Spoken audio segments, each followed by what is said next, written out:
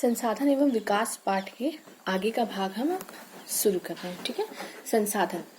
संसाधनों का वर्गीकरण या फिर संसाधनों के प्रकार, दोनों एक ही बात होती है कि संसाधन कितने प्रकार के होते हैं। मुख्य दो प्रकार के संसाधन होते हैं, एक प्राकृतिक संसाधन और दूसरा मानवीय संसाधन। फिर इन दोनों में कई भाग होते हैं, जैसे प्राकृतिक संसाधन में नवीकरणीय योग संसाधन और अनवीकरणीय योग। नवीकरणीय योग मतलब जिनका निर्माण हम बार बार कर सकते हैं, जो नवीन हो सकते हैं। और अनवीकरणीय योग मतलब जो अगर हम एक बार इस्तेमाल कर लेते हैं तो उसको हम दोबारा नयापन नहीं ला सकते। फिर नवीकरणीय योग दो भागों में बटा है, जैसे सतत अथवा प्रवाह, जो हमेशा निरंतर चलता रहे, जैसे जल, पवन। ये जब तक हमारी पृथ्वी रहेगी या फिर जब तक पृथ्वी पर जल रहेगा, पवन रहेगी, तब तक इन संसाधनों का हम निर्माण निरंतर कर सकते हैं। ठीक उसी तरह जैव, जो भी हमें जीवित रूप में संसाधन प्राप्त होते हैं, वो सभी जैव संसाधन कहलाते हैं, जिनका निर्माण हमारी प्रकृति में निरंतर होता रहता है। जैव में भी आता है दो प्रकार का, एक प्राकृतिक वनस्पतियां, पेड़ पौधे, हमारी औषधियां, जड़ी बूटियां, ये सब, और दूसरा है वन्य जीव। वन्य जीव में कई तरह से हम पशु पक्षी और जंगल के जानवर जो जीव होते हैं, वो भी हमें कई प्रकार के संसाधन हैं और हमें कई तरह की वस्तुएं, पदार्थें उपलब्ध कराते हैं। ठीक उसी तरह है अनवीकरणीय योग संसाधन।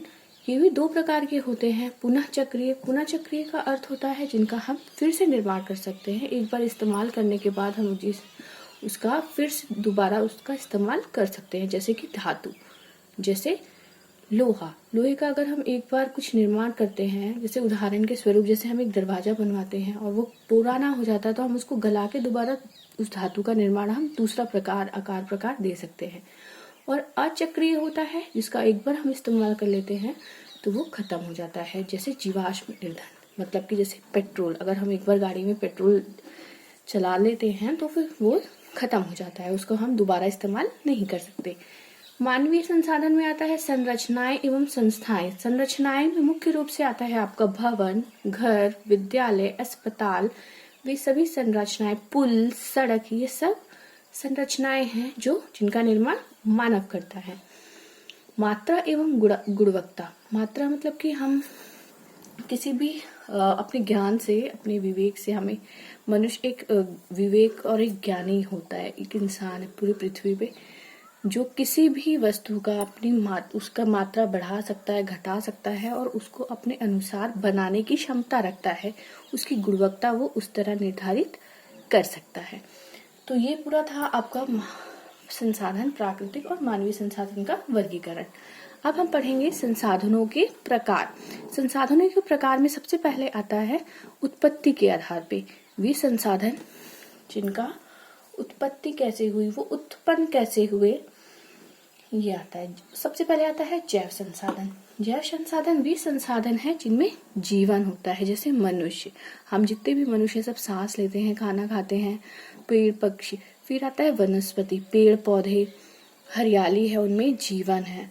और प्राणी जात मतलब कि पशु पक्षी, ये सब जैव संसाधन कहलाते हैं। पृथ्वी में जैव संसाधन वे हैं जिनके अंदर जीवन है, जो जीवित है और जीवित रहते हुए वो अपनी सुविधा दे रहे हैं।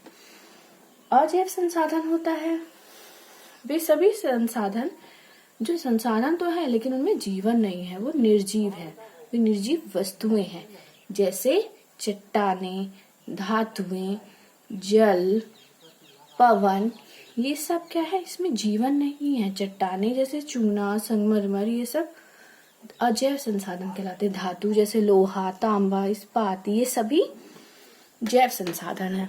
अजैव संसाधन होते हैं जिनमें जीवन नहीं होता है।